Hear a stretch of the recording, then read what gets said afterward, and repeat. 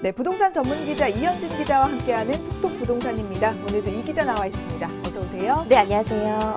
네, 오늘은 어떤 내용으로 준비하셨나요? 네, 그동안 대통령 선거와 황금 연휴 기간이 맞물리면서 분양시장이 거의 휴업 상태를 보여왔는데요. 그런데 5월 들어서 다시 활기를 띠고 있습니다. 대선 전 분양 일정을 미뤘던 가구들이 한꺼번에 쏟아지면서 5월 분양시장이 활기를 띠고 있는데요. 그만큼 부동산 시장 활성화에 대한 기대감도 높아지고 있습니다. 대선 이후에 나온 분양 물량은 또 얼마나 되는지 또 5월 분양시장 살펴보고요. 6월 분양시장도 전망해보는 시간 갖도록 하겠습니다.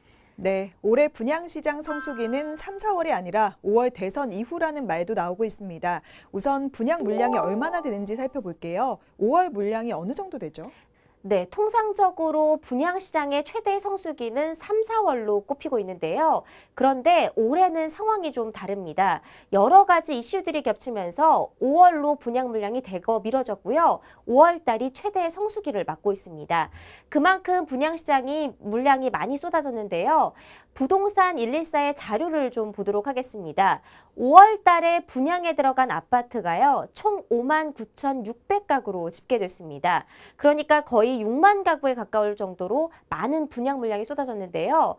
일단 권역별로 살펴보면 수도권이 역시 압도적이었습니다. 45,400가구였고요. 지방의 14,200가구로 올해 중에서도 월간 분양 예정 물량 중에서 가장 많은 것을 확인할 수가 있었습니다. 네, 그렇게 5월 둘째 주 이후로 분양 물량이 몰린 이유가 있을까요? 일단 아무래도 연초부터 여러 가지 불확실성과 문제들이 많았습니다. 국정 불안도 계속됐고요. 조기 대선 여파도 영향을 많이 미쳤습니다. 이뿐만이 아니라 공급 과잉 우려나 대출 규제 강화 이런 여러 가지 악재들이 몰렸기 때문인데요. 악재들이 겹치자 건설사들이 봄 분양 신규 분양 시장을 내놓지 않았습니다. 그래서 원래는 통상적으로 3, 4월 달에 분양 물량이 쏟아져야 하지만 이번 올해에는 쏟아지지 않았고요. 대신에 5월, 그러니까 대선 이후로 미루면서 5월 둘째 주 이후에 분양 물량이 한꺼번에 쏟아지는 것으로 보였습니다. 애초에 4월에 6만 가구를 분양하겠다고 건설사들이 발표를 했었는데요. 그런데 실제로 2만 가구밖에 나오지 않았습니다. 그건 아무래도 이제 3월 달에 분양 물량이 3만 3천 가구보다 13,000여 가구 정도 줄어든 수치로 분석이 되고 있습니다. 조기 대선뿐만 아니라 대출 규제도 영향을 미쳤습니다. 지역별로 분양 물량을 살펴보죠. 어떻게 되나요? 일단 아무래도 전국의 분양 물량 가운데 수도권이 물량이 압도적이었습니다. 수도권이 45,400가구로 전체 분양 물량이에요. 무려 70%가 넘는 76%가 집중됐습니다. 경기도에 3만 3천 가구가 몰려 있었고요. 서울에서는 좀 특이한 점이 있었는데요. 재개발, 재건축 분양 물량이 상당히 많았습니다. 강동구 고덕주공 7단지를 비롯해서요. 영등포구 신길 뉴타운 5구역까지 이렇게 주요 재건축 재개발 물량이 쏟아지면서 약 5천여 가구 정도가 분양되는 모습을 볼 수가 있었습니다.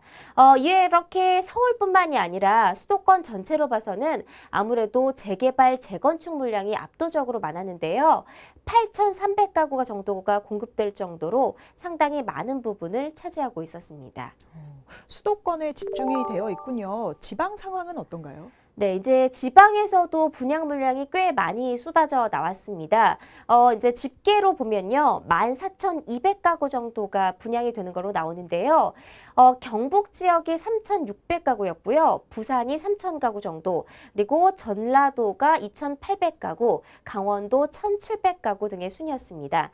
아무래도 지방 분양 물량 같은 경우에는 수도권에 비해서 많지는 않지만 그래도 이제 전반적으로 전국 각지에서 일반 분양 물량이 쏟아졌다. 이렇게 볼 수가 있을 것 같습니다. 5월 분양 물량도 그렇지만 6월에 예정되어 있는 분양 물량도 궁금합니다. 어떤가요? 네, 일단 5월에 올 들어서 최대 물량이 쏟아졌는데요. 6월에도 상당히 많은 규모의 분양 물량이 나올 것으로 예상이 되고 있습니다. 일단은 5월 달에 예정된 물량이 6월로 미뤄진 적이 있고요. 또 이제 아무래도 7월 달 되면 새롭게 여름 휴가철이 시작이 되죠. 그래서 7월과 8월은 또 비수기로 꼽히기 때문에 6월 달의 물량 물량이 집중될 것으로 보입니다.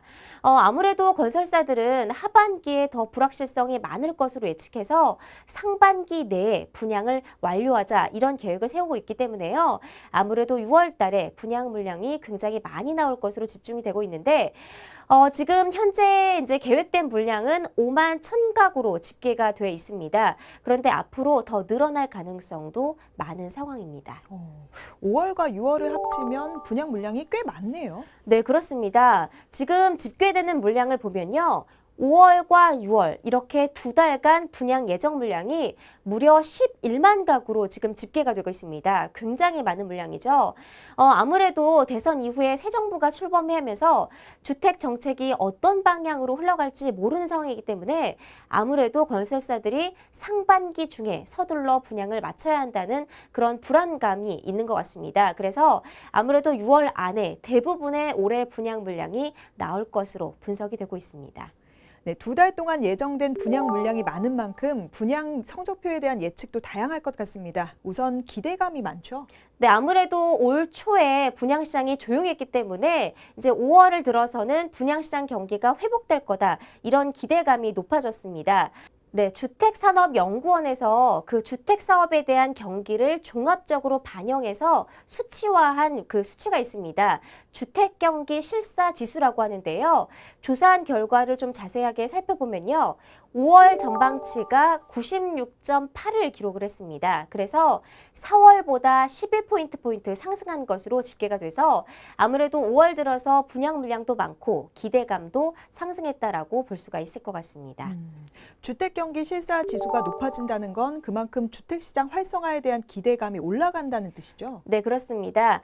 이거를 이제 경기를 수치화한 거긴 한데요. 이 주택경기 실사지수 기준값이 100입니다. 그래서 이 100을 넘기면 앞으로 주택경기가 좋아질 것이라고 응답한 업체가 많다는 뜻이고요. 반대로 100 미만이면 그 반대라고 보시면 될 것 같습니다. 물론 이제 5월 경기 전망지수가 100 이하로는 집계가 됐는데요. 그래서 기준선을 밑돌긴 하지만 그래도 지난해와 비교해서는 상당히 높아졌다라고 볼 수가 있었습니다. 지난해 12월 달에 아무래도 분양시장을 둘러싸고 불확실성이 너무너무 많았기 때문에 43.9를 기록한 다음에요. 올해 1월 달에도 48.1, 2월 달에도 64.6을 기록하면서 굉장히 기준치를 밑돌았었습니다. 그런데 3월 들어서 82로 조금 높아졌고요. 4월 들어서 85, 그리고 5월 들어서는 90이 넘는 그런 상승 국면을 유지하고 있는 상황이라고 볼 수가 있을 것 같습니다. 그러니까 기대감이 높아지고 있다는 뜻이죠? 네, 그렇습니다. 아무래도 사실 3월부터 5월까지가 분양시장의 최대의 성수기로 꼽히는데요. 아무래도 3, 4월이 조용했기 때문에 5월 달에 대한 기대감이 그만큼 높아진 결과라고 볼 수가 있을 것 같습니다. 특히 5월 달에 주요 분양 물량이 다 많이 나올 것으로 예상되고 또 이제 많이 이제 기대하시는 그런 분양 일정들이 예정이 돼 있기 때문에 더 기대감이 상승한 것으로 보여지는데요. 특히 이제 아까 제가 주택경기 실사지수를 말씀을 드렸는데 지역별로도 좀 살펴볼 필요가 있을 것 같습니다. 서울 같은 경우에는 115.5를 기록해서 가장 높은 수준을 보였고요. 부산이 108.1, 세종도 102.8로 기준선을 넘으면서 주택시장에 대한 기대감이 그만큼 커졌다라고 평가할 수 있습니다. 앞으로 어떻게 될 텐지가 궁금하실 텐데요. 이 분위기가 이어질까요? 일단은 5월 들어서는 그래도 분양시장이 활기를 도는 모습을 보였는데요. 하지만 6월 들어서는 또 어떻게 될지는 알 수 없는 상황입니다. 많은 전문가들의 얘기를 들어보면 그래도 6월까지는 분양시장이 활기를 띨 거다라는 예상이 많은데요. 하지만 앞으로 하반기 이후에는 불확실성이 크다는 게 대체적인 의견입니다. 아무래도 이제 대선이 치러지면서 차기 정부의 정책 방향과 연관성이 있을 것 같고요. 또 아무래도 이제 국내 금리 인상 압력도 있고요. 집단 대출 규제 강화도 계속해서 이어질 것으로 보이면서 불확실성이 많아 앞으로도 하반기에는 이런 분위기가 이어지기는 힘들다라는 의견이 지배적인 상황입니다. 5월과 6월 대규모 물량을 앞두고 기대감뿐만 아니라 걱정도 많습니다. 이 내용을 좀 살펴볼게요. 악재도 많은 상황이죠? 네, 그렇습니다. 아무래도 지금 분양시장을 둘러싸고는요. 지난해와 달리 걱정과 우려 또 한편으로는 기대감이 상존하고 있는 상황입니다. 사실 지난해만 해도 열기를 넘어 과열 양상을 보여왔던 분양시장인데요. 하지만 올해 들어서는 여러 가지 우려도 많은 상황입니다. 왜냐하면 이제 기존에 미분양 물량이 많은 상황에서 또다시 분양 물량이 많이 쏟아진다면 시장의 부담 요인으로 작용할 수 있다라는 우려 때문인데요. 사실 아직까지 전국에 미분양 물량이 많은 상황입니다. 국토교통부가 전국에 있는 미분양 물량을 조사해서 발표한 자료가 있는데요. 3월 말을 기준으로 해서 미분양 물량을 살펴보겠습니다. 전국에 6만 1,000가구 정도의 미분양 물량이 남아 있었습니다. 그러니까 연초 분양 물량이 많지 않았는데도 올해 들어서 계속 3개월 연속 증가세를 이어가고 있는 거죠. 그러니까 지난해 그리고 그 지난해 계속해서 분양했던 물량들이 소진되지 않으면서 미분양 상태로 남아있다라고 볼 수가 있을 것 같습니다. 앞으로 미분양이 더 늘어날까요? 아무래도 일각에서는 좀 조심스러운 우려를 표하고 있습니다. 5월과 6월 제가 앞서서 2달 동안 11만 가구가 이제 분양이 된다고 말씀을 드렸는데요. 이 분양 물량을 시장에서 과연 소화할 수 있을지에 대한 의문이 많습니다. 미분양이 계속 남아있고 증가하고 있는 상황에서 또다시 공급이 이루어진다면 미분양 증가세는 불보듯 뻔하다. 이런 의견이 많은 상황인데요. 특히 지금 금융당국이 중도금 대출 같은 집단 대출 규제를 적용하고 있죠. 그래서 은행들이 대출 금리를 인상하는 시점도 겹친 데다가 이런 여러 가지가 분양 시장에 악재로 작용할 수 있다는 분석이 많이 쏟아져 나오고 있습니다. 하지만 지역별로 좀 다르지 않을까요? 인기가 있는 지역은 전체적인 분위기나 악재에 영향을 잘 받지 않는 것 같거든요. 네, 그렇습니다. 아무래도 인기 지역 같은 경우에는 분양 완판이 가능한 상황이기도 합니다. 늘 그랬듯이 그러니까 이런 현상을 양극화라고 하는데요.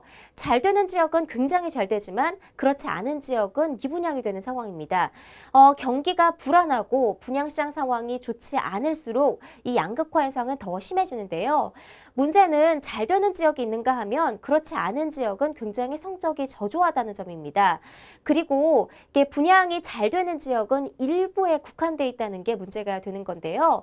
그래서 전반적으로 살펴보면 미분양이 증가하고 또 공급 과잉이 되는 그런 상황이라고 볼 수가 있습니다. 아무래도 이제 국토부에서도 위험 수위로 판단하는 기준이 있는데요. 전국의 미분양 물량이 7만 가구를 넘어서면 위험으로 판단을 하고 있습니다. 그런데 지금 6만 가구 정도가 미분양 물량이 현재 남아있는 상황입니다. 그런데 앞으로 여기서 분양 물량이 계속 쏟아지고 또 수요가 되지 않는다면 1만 가구가 넘어설 경우에 7만 가구를 넘어서게 되죠. 그러면 위험 수위에 도달하는 그런 상황까지 올 수 있다는 예측을 해볼 수 있을 것 같습니다. 이미 조기 대선은 치러졌습니다. 새 정부도 관련 정책을 내어놓을 것으로 보이는데요. 어떤가요? 일단은 새 정부가 출범한 뒤에 부동산 정책은 어떤 방향으로 흘러갈까 이렇게 궁금해하시는 분들이 많은데요. 그런데 이번 정부에서는 그 문재인 대통령이 당선되기 전부터 계속 얘기했듯이 급격한 부동산 정책 변화는 없을 것으로 보입니다. 당분간 좀 안정적인 기조를 내세울 가능성이 높다는 관측이 많은데요. 일단 그 이제 경기 부양보다는 기존의 정책을 유지하면서 또 도시 재생 쪽으로 갈 것으로 보입니다.